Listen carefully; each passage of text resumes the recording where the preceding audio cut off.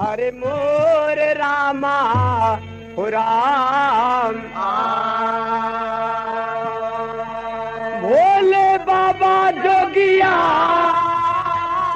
सवारिया हो राम भोले बाबा हो सिया राम।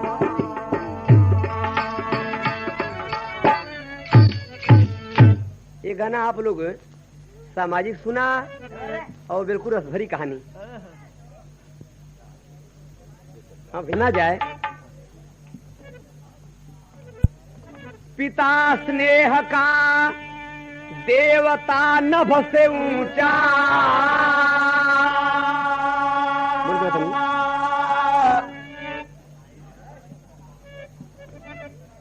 पिता स्नेह का देवता नभ से ऊंचा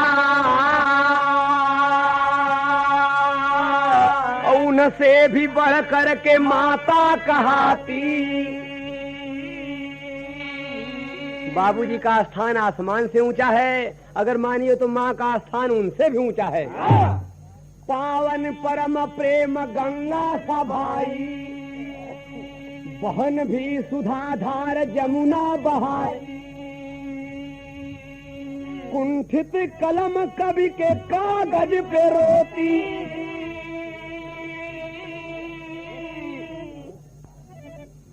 जबकि कलंकी सभाई बन जाता। अरे ना पहचानता वह अपने बहन को औरत के पीछे दगा जो कमाता। भैया ये गीत आप लोग के सामाजिक मिली कि ना पहचानता वह अपने बहन को औरत के पीछे दगा जो कमाता। ए भैया लिखाता कलमिया कविता रोई रोई का है। लिखाता कलमिया कविता रोई रोई का है। आरा जिला का दसता नन्हवे में माई और बाबा गुजर गए बहना से रूठे भगवान। देखें ये चटा दोनों मर गए, भाई बहन दोनों छोटे थे। जब दोनों जने बड़ा भइलन तो होए का गयल। भैया का नाम भुआल रहल। भुआल कैसन रहलन कि भौजी के जलिया में भौजी के जलिया में भैया भुआल फांसे जाने नहीं बहिनी का प्यार। तिजिया पर मेहरी के लहंगा पटोरना बहिना रोएले आंसुधार।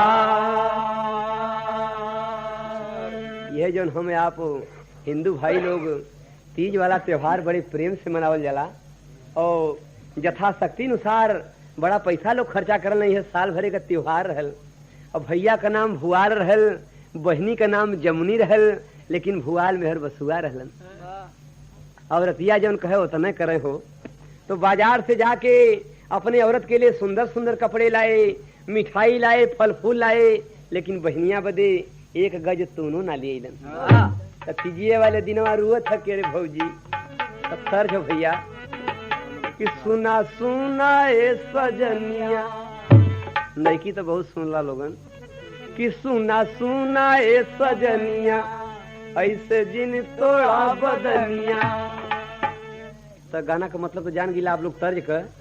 वो लड़कियां रुअत हो तीजिए वाले दिन कि अरे भौजी तय का करेली के चुप करा दी। उन लोग को नहीं मन हुई एक पेटवा के तरसावे। तीजिए वाले दिन रोत हो कि एक पेटवा के तरसावे दूजे गलिया भी सुनावे। तीजे भैया से लहरावा लगावे भौजी भैया से लहरावा लगावे भौजी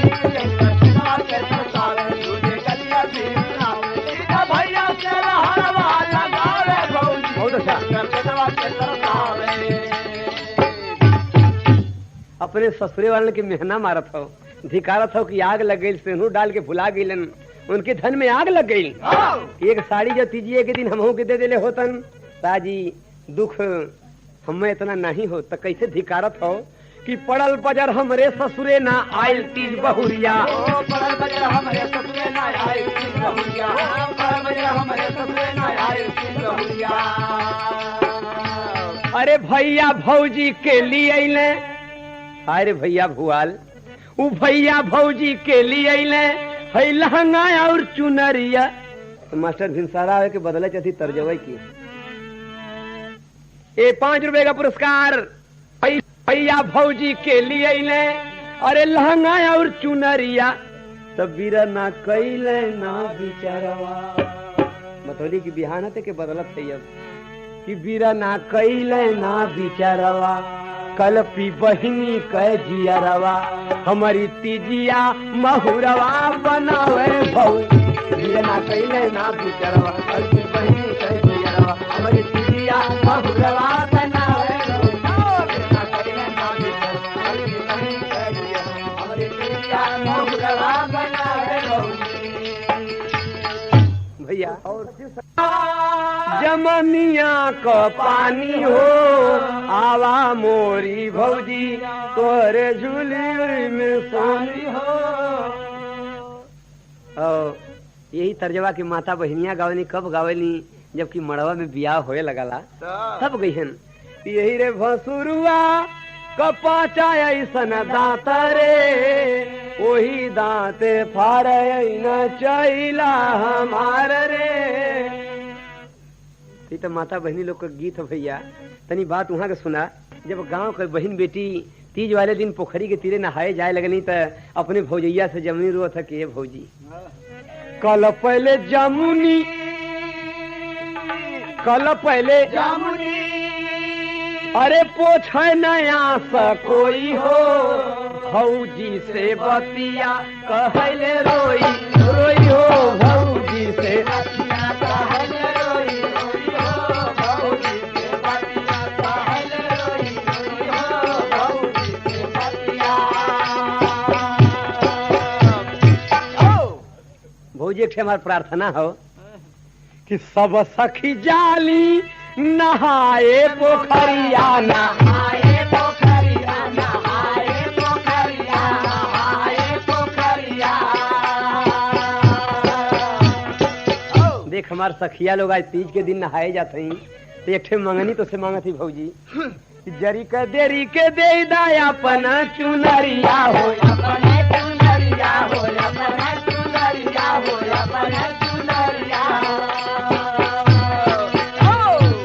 अरे दगिया न लगी है धूमिल नाही होई, भौजी से बतिया कहले रोई रोई हो। ये तर्जवा के तनी पसिंजर से जांक बना डालो। दगिया न लगी है धूमिल नाही होई, अरे भौजी से बतिया कहले रोई रोई हो, भौजी से बतिया कहले रोई रोई हो, भौजी से बतिया कहले रोई रोई हो, भौजी से बतिया।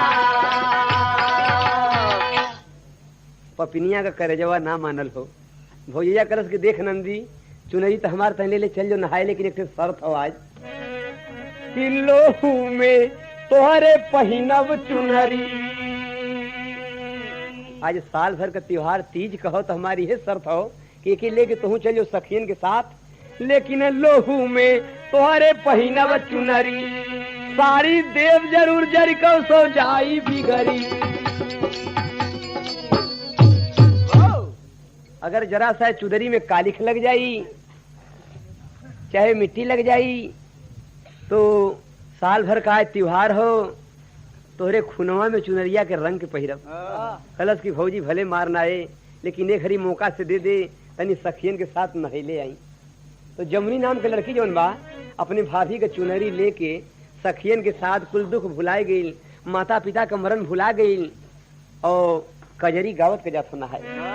कैसे गावत हो कि सखियन सखियन सुना हो मोरे दादा,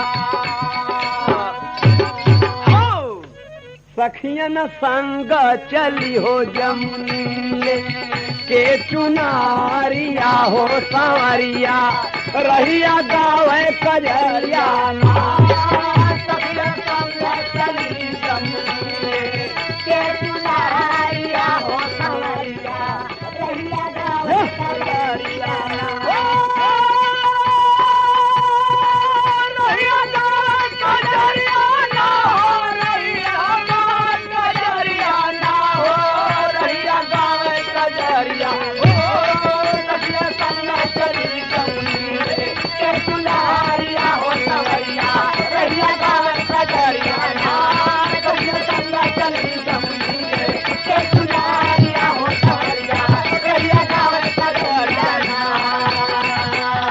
सुना तनी लड़की अपने सखियन के साथ जमुनी नहाए चल गई। अब भौजैया पपिनिया नाम माना ली का कैलस कि अरे एक पड़ोसी का लड़का बोलाई बबुआ तो के खियैबै मिठाई। वो एक पड़ोसी का लड़का बोलाई बबुआ तो के खियैबै मिठाई। चली जा पोखरा पर करिखा छिपाई जइहा चुनरी में दाग लगाई। दगिया दगिया अरे हो मोरे भैया दगिया देख के जमुनी के दिल भई फिकारिया हो संवरिया रहिया गावे कजरिया ना। दगिया देख के जमुनी के दिल भई फिकारिया हो संवरिया रहिया गावे कजरिया ना। दगिया देख के जमुनी के दिल भई फिकारिया हो संवरिया रहिया गावे कजरिया ना। ए भैया जमुनी लड़की जो रहल जाके सखियन के साथ नहात रहल अपने भौजी का साड़ी एक पेड़ के गांच पर टंगले रहल। तब तक गांव का लखैरा लड़का आवारा जो है मिठाई के लोभ में जाके वही सड़िया में काली खोद के वापस लौट गया। भीगा हुआ कपड़ा पहने जमुनी बहन जो है अपने भाभी की चूनर अपने हाथ में लिए आ गई अपने घर पे। तीज के दिन शाम के बेला में भौजी सरोती की भौजी तो बड़ी बड़ी तर्ज सुनला काशी भाई से कि अरे मुअली रे मोई मुअली कहीं के पियो हमके पूड़ियो बखरियो न भोवे। कि लौंडा वाली हो बात भी जायज बा। एक तर्ज हमसे वो सुना कि एकदम बिरहा लाइन से अलगे का तर्ज हो। एक कबो आप लोग नाच में सुन ले होगा लोग बहरत कहना। जमुनी नाम को जो लड़की हो वो अपने भौजी के चुनरी अपने हाथ में लेके एक ही पाव ठाण हो के कलप के कहता कि भौजी जान कर दाग मैंने लगाई नहीं जान के दाग में भावज गलती यही एक दफा हो गई। मलमल धोई से मैं बहुत देर तक दाग ऐसी लगी कि सफाना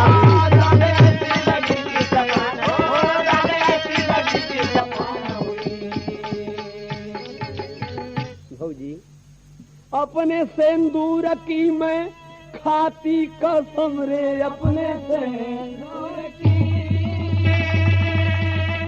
लेकिन भौजी पपिनिया खपा हो गई जमुनी के खून में चुनरी रंगने बदे। जमुनी के खून में चुनरी रंगने बदे। जमुनी के खून में चुनरी रंगने बदे। अरे बिल्कुल तैयार तब बेवफा हो गई।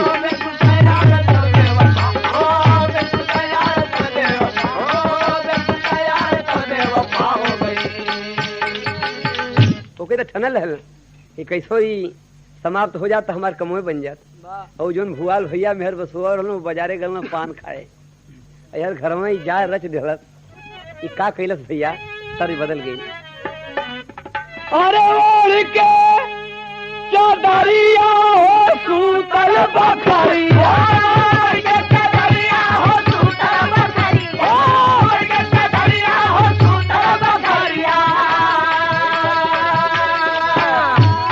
कह दलत और वो भाई बजरिए में बा ओढ़ के चदरिया हो सुंदर बकरिया, चदरिया हो सुंदर बकरिया, चदरिया हो सुंदर बकरिया। अब फुफुकारे जैसे नगीनिया भइल भौजी हो पपिया।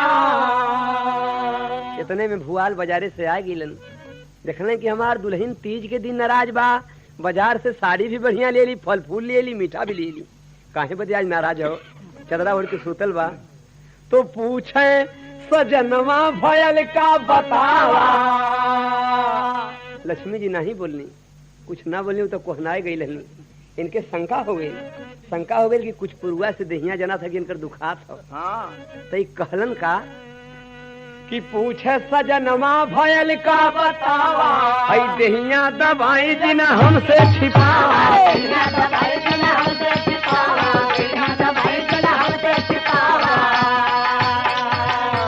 इतने में तो उठ के बैठ गई, उघल घुप्पा फुला कहने हमसे बोलो मत। कहना काहे के का हो गए? कहे तू हमार देह का दबई बा? अरे ननदी सवतिया का दाबे बदलिया, सवतिया का दाबे बदलिया, सवतिया का दाबे बदलिया। अब वो करे चहल बा जवानिया भइल भौजी हो पपिनिया। अभी लगल है कचर कचर गोड़े गिरे की दोहाई लक्ष्मी जी, हम तो एकदम बराबर तैयार रहिला, तोरे सेवा में कौन ऐसा गलती हो गई? ऐसा तू काहे करत हो? कहने की सुना, कोई नदी का जाके करा तू दुलरवा, और जनवा गवाई हम पोखराई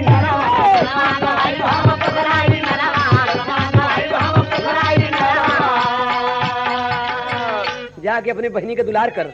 हमें आज साल भर के त्योहार हो, पोखरा इनार में अपन जान हम दे दे। कहले आखिरत काहे जान दे देबू? बोला का करे कहत हो? तब दुल्हनिया कहलत कि आज साल भर का त्योहार हो, हमारी प्रण हो, ये हम कसम खैले है कि नदी रकतवा में पहिरब चुनरिया, नदी रकतवा में पहिरब चुनरिया, नदी रकतवा में पहिरब चुनरिया। अरे यह हमरो कसामिया भइल भौजी हो पपिनिया। अगर हमार बन के रह के होए तो नदी के खून में है ये चुनरिया हम पहले चाहते। कहने की तो ये कौन बड़ी बात है, तो घर में का अपन बहनिये न बा। रतिये के कैलन का हो कि हिली मेदनी कांपा अंबर, धिकार है ऐसा भाई मेहरी के पीछे काटा बहिन के। अरे आधी रात नियर आई लहो, लोहू में तोहरे पहिना चुनरी, लाश को रात में गाया जा रही है पोखरी पोखरी पोखरी पोखरी पोखरी पोखरी पोखरी।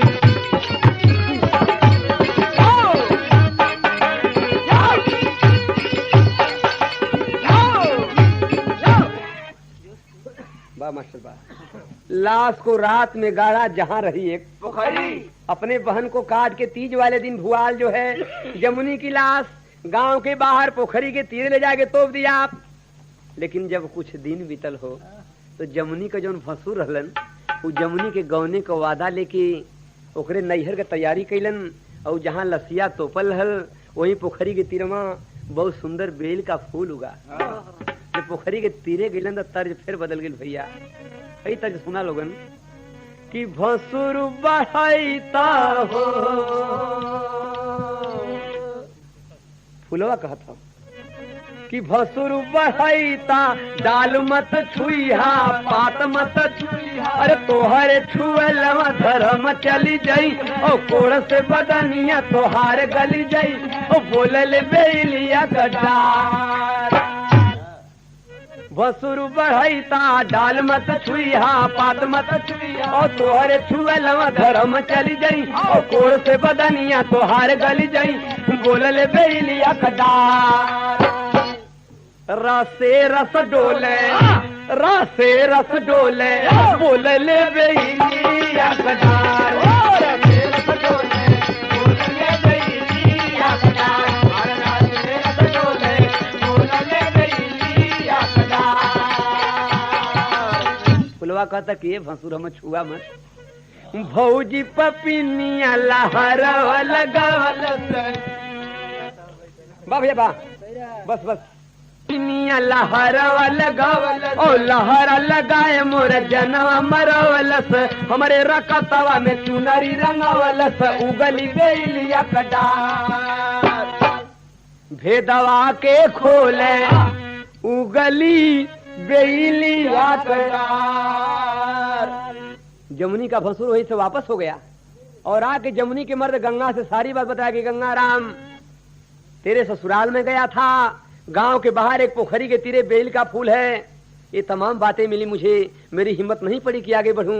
उस बार गंगा स्वयं चल दिया। जब गंगा राम पोखरी के तीरे आए, आप बहुत देर तक इंतजार किया लेकिन फूल से कोई आवाज नहीं आई। तो गंगा कैलन का हो कि फूलवा का पेड़वा उखाड़ के गंगा, यो वाल है का तर्ज हो, फूलवा का पेड़वा उखाड़ के गंगा बेहलन अंगनवा में अपने लगा। तो फूल के पेड़ के उखाड़ के लिया के अपने घरे अंगने में लगा देना। तो यहाँ का कारदानी हुए कि हो तब बिहनवा सब देख नयनवा चौका बसनवा भयल कैसे बाय तारे बीतल 2-4 दिनवा एक दिन गंगा गए हैं लुकाए निकली छोकरिया वही रे फुलवा से चौका बसनवा करेले मुड़िया झटके से गंगा तब धैल चुनरिया तबले गुजरिया कहले गुसिया। रोज का यह काम रहल कि जमुनी जौन बा फुलवा में से निकले अपने घर के चौका बासन कह के फिर फूल हो जाए, घरवा के क्यों जाने ना। गांव में बड़ा शोर मच गल कि एक पेड़ लगोले हुन गंगा राम और पेड़वा में ही खूबी बा। एक दिन गंगा छिप के देखत रहलन भिनसहरा में, जब जमुनी का शकल देखलन जाके चुनरिये पकड़ लेलन, तब कहता कि अरे पपिया अब कहे छुअत हुआ। कहे कैसे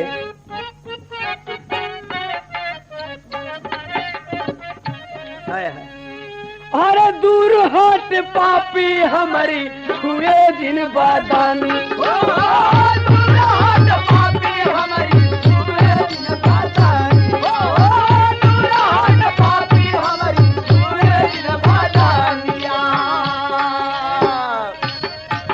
बढ़ जा मास्टर तनी लाइन बदल के रही। ओ दूर हट पापी हमारी छुए जिन बादानिया कहले गुजरिया सुनाओ फटकारा। 10 रुपया का साड़ी जवाब भेज दिले होतन तो ये नौबत हमार नहीं। आप तीज का कीमत ना जनबा, हमके छोड़ दा, हमके छोड़ के दूर से बतियावा। तीज का कीमत आप नहीं जनबा कि तीजिया के जो है जैसे बेटिया बहिनिया जो है पपिहरा से वतिया का धारा। आज आप लोग देख ले होगा कितनों बड़ घरे का लड़की हुए, अगर तीज उनके ससुराल से ना आवे तो थोड़ा सा भौजाइन के बोले में देरी ना लगी। झूठो में के चले लू बड़के घरे तो बिया भल एक मौसम नहीं भल बतिये कुल बन बिगड़ जाले भैया। तो लड़कियां समझावत हो उन्हें कि तीजिए के जो है जैसे बेटिया बहिनिया जोला पपियरा सेवतिया का धारा और जेकरे ससुरवा से आवे नहीं तीजिया लागले महुरवा के सावरी बहार। अरे मारे ली भौजैया पापी ननदिन के मेहना मारला मेहना सब टोला परिवार। इतना कह के जमुनी जौन बा फिर फूल हो गई। इतना कह के फूला समायल घड़ी लोभी भंवरा कह दिया रवा पगलाए।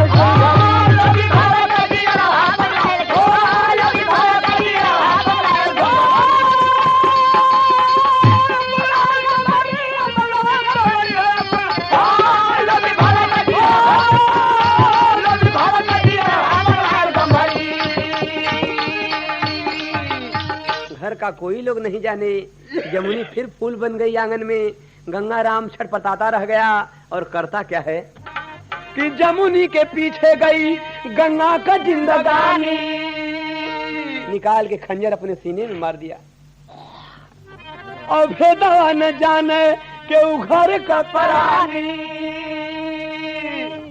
एक लाइन बड़ी अनमोल कवि दहलनी है कि गंगा राम भी मर गया जमुनी के साथ, तो फिर का भेल कि जाए के स्वर्ग में अरे पहिराव चुनरी,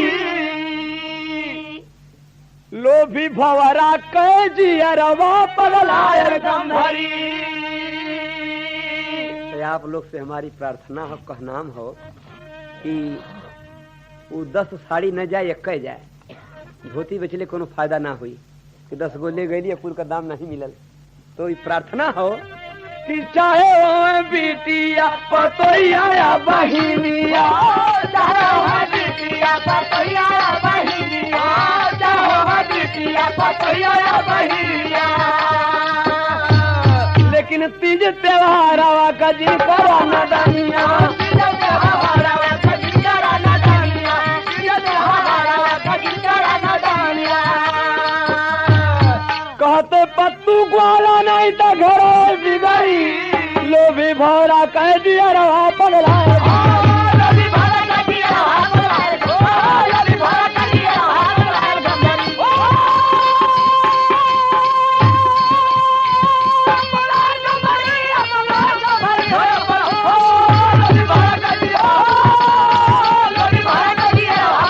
गंभरी। समाज में जो कोढ़ लगा है सरजुगाल छोड़ावे, समाज को सही मार्ग अरे मुंशी सोहित दर्शावे। लोहू में तुम्हारे परिणाम गुरुजन कवि देहाती छोड़ कर रखे गगरी, लोहू में तुम्हारे परिणाम।